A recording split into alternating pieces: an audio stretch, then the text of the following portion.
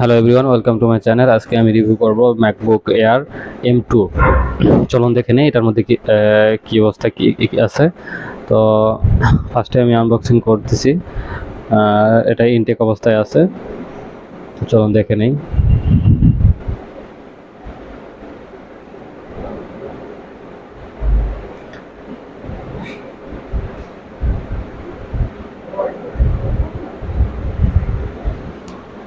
দেখতে পাচ্ছেন এটা হচ্ছে একটা grey colour MacBook air M2।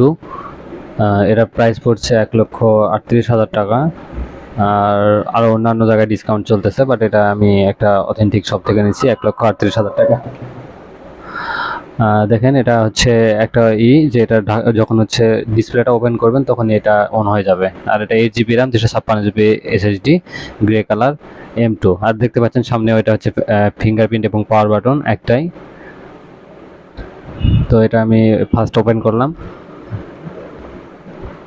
এবং M1 এর থেকে M2টা হচ্ছে অনেক বেশি স্ট্রং এবং অনেক বেশি এটা এই মানে বডির যে হচ্ছে স্ট্রাকচার এটা অনেকটাই হচ্ছে মানে মজবুত। এটা মানে M1টা সামনের দিকে অনেক পাতলা ছিল, আর এটা M2টা হচ্ছে বডি একদম স্কোয়ার, চারিদিকে সমান এবং অনেক সুন্দর, যার কারণে এটা অনেকটাই মানে হালকা মনে হয় না, অনেকটাই স্ট্রং মনে হয়।